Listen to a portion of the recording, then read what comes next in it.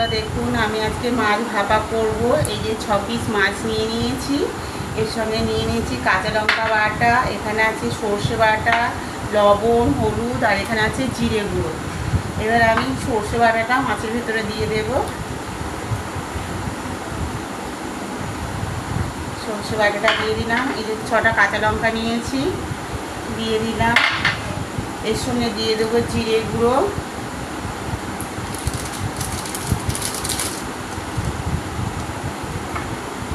সঙ্গে 1 চামচ হলুদ দিয়ে দেব, পরিমাণ মতো লবণ হয়ে গেছে। এবার দিয়ে দেব সরষের তেল।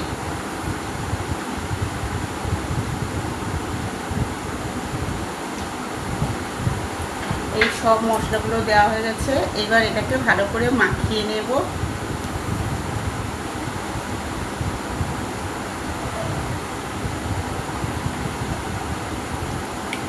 সব মাছগুলো যেন ভালোভাবে মশলাটা লেগে যায়। আজকে আমাদের ইলিশ মাছের ভাপা হচ্ছে। এই দেখুন বন্ধুরা, মাখানো হয়ে গেছে। এই যে ভালো করে সব মাছগুলো মাখিয়ে নিতে হবে। মাখানো হয়ে গেছে। এবার আমি টিফিন কৌটোতে দিয়ে দেব।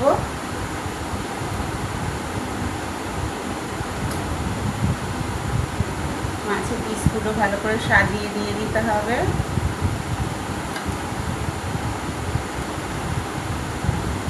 এবার মশলাটাও এর ভেতরে দিয়ে দেব।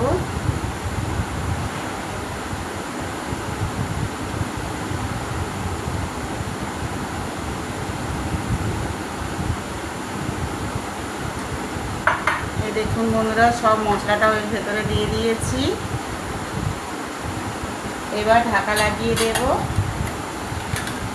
দিয়ে ভাতের ভিতরে এবার দিয়ে দেবো। এই যে আমার মাছ ভাপা এই যে টিফিন কারিতে ভর্তি হয়ে গেছে। এবার ভাত হয়ে গেছে, ভাতটাকে একটু ফাঁকা করে এর ভেতরে দিয়ে দেবো টিফিন কারিটা।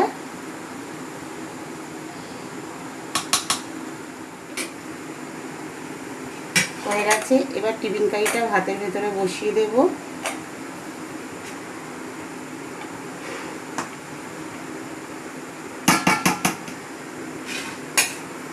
এবার ভাতটা উপরে দিয়ে দেব।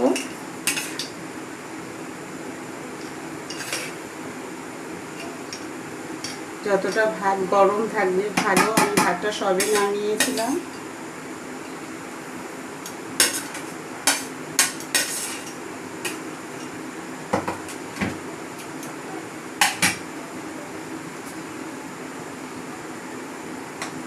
হয়ে গেছে। এবার আমি ঢাকা লাগিয়ে দেব। মিনিট 20 পরে ভাতটাকে খুলে দেব।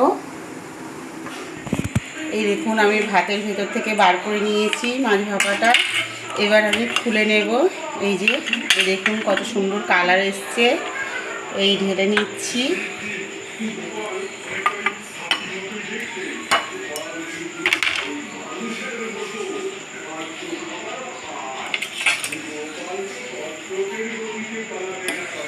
এই দেখুন কত সুন্দর হয়ে গেছে মাছের ভাপা। গরম ভাতে খেতে ভীষণ ভালো লাগবে।